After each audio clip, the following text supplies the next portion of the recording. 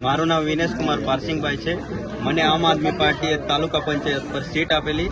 એનું દિલ્હીથી ટિકિટ આવેલી 1 મહિનો સુધી મને રખડાવી ફળ્યા। પછી એન્ડિંગના સમયમાં મને કીધું કે તારું મેન્ડેટ નથી આવ્યું એમ કરી મને મારી જોડે છેતરપિંડી કરેલી છે। આવી રીતે આ ભારતીય જનતા પાર્ટીએ મને સહકાર આપ્યો છે। આમ આદમીની કિંમત ભારતીય જનતા પાર્ટી જાણે છે। આ છે ને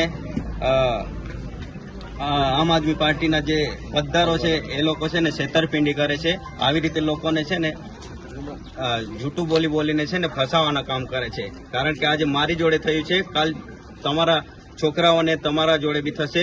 એના માટે સાવચેત રહો।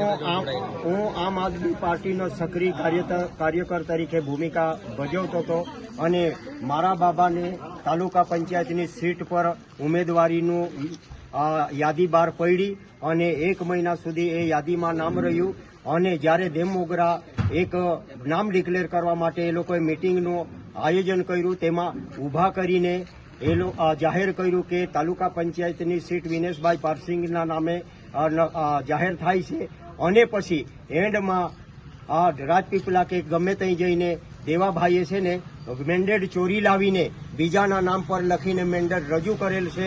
એથી અમે અમારા સમર્થકો અને અમારા આખા ગામના જે કાર્યકરો અને આગેવાનો સાથે બીજેપી પાર્ટીમાં વિધિવત રીતે જોડાઈએ છીએ।